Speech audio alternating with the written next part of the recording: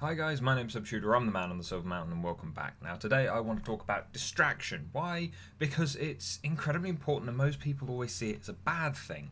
It's always, you shouldn't get distracted, oh this is a distraction, you should eliminate it and stuff like that. And there are elements of truth to those things. Like if you're at work and you're staring at your phone or watching funny cat videos online when you should be preparing that last set of spreadsheets or those last reports for people, then chances are you're not going to get the same amount of work done. It's going to kind of take up too much time. It's going to be that little time bandit that comes along, steals it all, and before you realise, you're left there with nothing.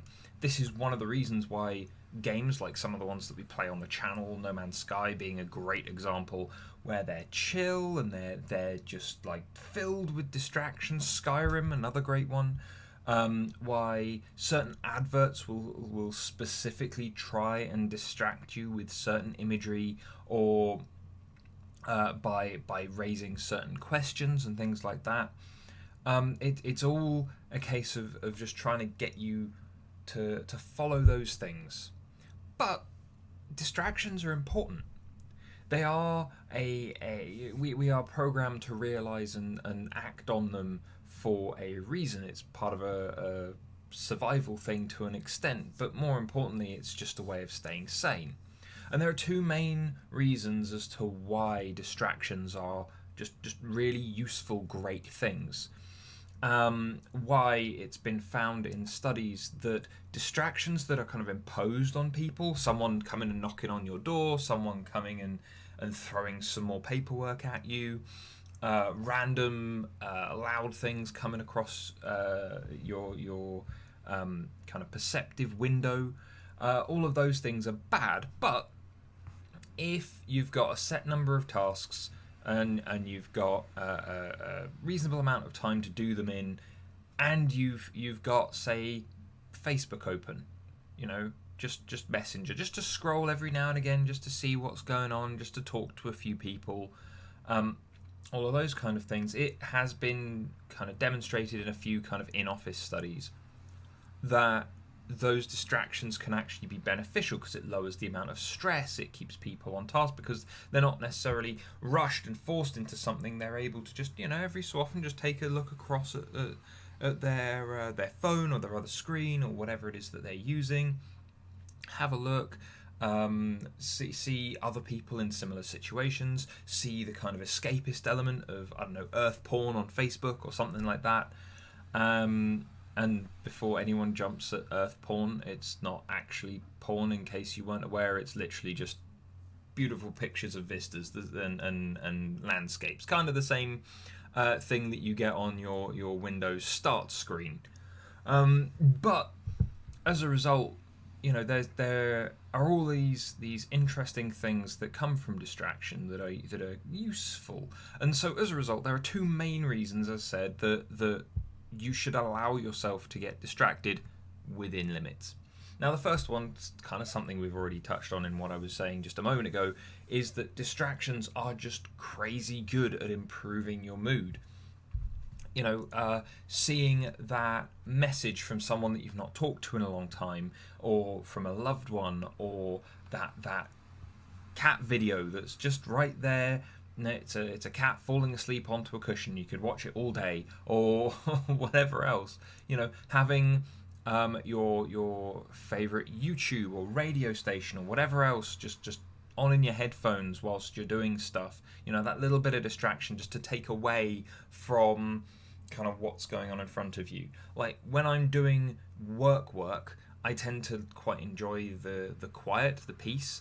But when I'm finding something taxing, when I'm doing a job that I don't want to do, when I'm trying to be more creative and thoughtful, I usually have music on.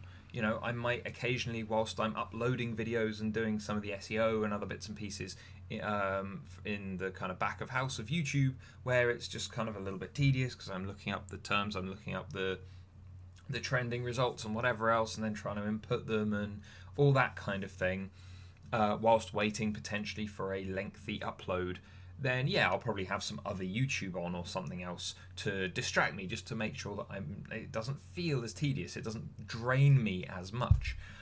There was a time, again, another example from my past, there was a time when I was always in at the end of the week and the end of the month to do the paperwork, kind of all of the summaries and reports that needed to be sent off in the job that I was in. And there, working in silence would drain me. You know, I would feel tired, I would miss things, I'd feel kind of miserable, stuck there, because I would have much preferred to be out doing other stuff, but I didn't have the number of staff to kind of cover what was going on there and what was going on in the office with me, and trying to juggle the two. You know, that was at times better because it kept me on my toes, but other times it was just worse because I was, you know, it was draining doing one piece of work, it was draining trying to handle everything. And so that would be an example of maybe a bad distraction.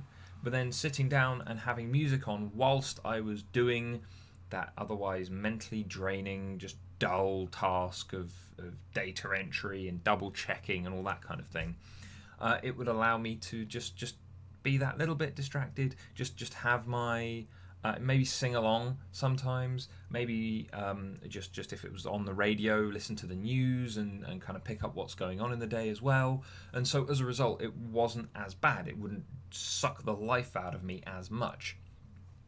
And so again, like, having that distraction element is great because it allows you to just keep going. It allows you to keep your mood at maybe not the best, depending on what you're doing. I'd never say that I was necessarily completely happy in that office doing the end of week and end of month paperwork. But it kept me more at a baseline, so that at the end of the shift I would get up and I wouldn't feel like I had died in the office and it was my spirit leaving with my body left behind, you know, or vice versa. And so it was a case of, you know, just having those things there to keep me going. Now, the other reason is a little bit more kind of open and ephemeral, I guess, in a way. But distractions tend to kind of foster and generate creativity. They tend to get your brain moving in other ways. You know, how many times have you guys looked at, say, you know, you've had something on your mind and then you've just been scrolling through Facebook on the train or when you're at home, whatever, and then that problem that you've been milling over in your head, something possibly completely unrelated, as you're scrolling through Facebook or just the internet at large, just springs out at you and gives you that idea that then allows you to solve that problem. You know, it allows you to be creative in ways that maybe you hadn't expected before. Anyone who writes like I do is probably more than aware of how you will start in one place with one question and it will end up leading you through the depths of Wikipedia to all kinds of other strange situations, probably at about 4 a.m. in the middle of the morning.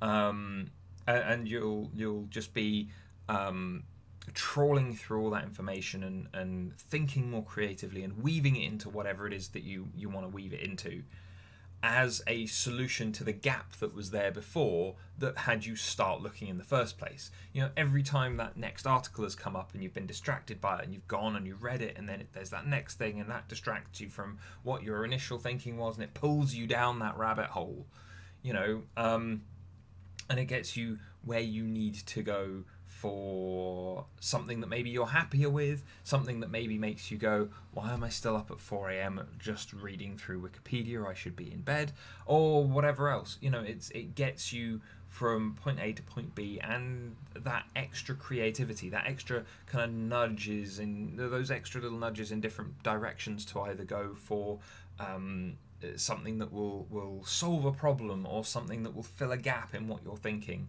You know, those kind of things don't happen without distraction as much. You know, there are very few times when, say, I've been researching something for something I've been writing, be it a story, be it a pen and paper game I'm writing, or whatever else, that I will start in a place and have a list of all the things I need to look up, and will go through each one meticulously, find only what I need, and then leave. There will always be the there's this other set of things referenced on this page, or this other set of links here, or whatever else, and it will lead me somewhere else, and it will more often than not allow me more stuff to use and make my writing better, and so on and so forth. So it's that level of distraction is almost intrinsic to creativity. Look at the number of artists, say, or photographers who, working in an entirely visual medium, will be... I know so many people who used to run around when we were in college doing photography, or they were doing photography, and it would be every single thing that they got distracted by would instantly then be photographed about 50 times. And then they would pick the best and run with it. They would have those almost kind of a squirrel kind of moments of something caught the corner of their eye. They would take as many pictures as they wanted of it until they felt they were happy, and it would allow them that extra kind of creative urge. It would give them those distractions, allowed them to capture things that they probably wouldn't have done otherwise. If one of them was like, oh, I'm going to go and just take flat landscapes, then fine, they could go and do that. But if then they didn't go, oh, but the way that the clouds are parting and the sun's coming through over there, that area will be better than this one that I'm looking at over here. That kind of distractive, those kind of distraction moments wouldn't allow for them to create the best thing that they possibly could. So, those are the two kind of main reasons as to why distractions are a good thing. But obviously, there are a lot of downsides to distractions. They will try and draw you away from the stuff that maybe you should be doing. So the one thing that I will say is allow distractions, at least some, in your day. Don't force yourself to be a mindless robot, not allowing for distractions or anything like that, and just kind of pushing yourself down a narrow pipe. It doesn't work. It won't help you. But make sure that you do have your limits. If you've got your stuff that you need to do, or if you're working at like 6-7 o'clock the next morning, don't allow yourself to be distracted on Wikipedia running all the way through articles until 4 a.m. Stuff like that. Just be responsible, set your limits, and then go with it, because then you will get the best out of the distractions that you come across, as opposed to allowing the distractions to kind of get the best out of you and kind of leave you by the wayside. But anyway, guys, I'd love to hear your thoughts. Are there any other things that you would add to this list? And otherwise, thank you very much for watching, and I will see you in the video later. Take care. Thank you very much for watching, guys. If you enjoyed this video or found it interesting or useful, then please drop us a like, share this video, and subscribe for more. And I'll see you in the video later. Take care.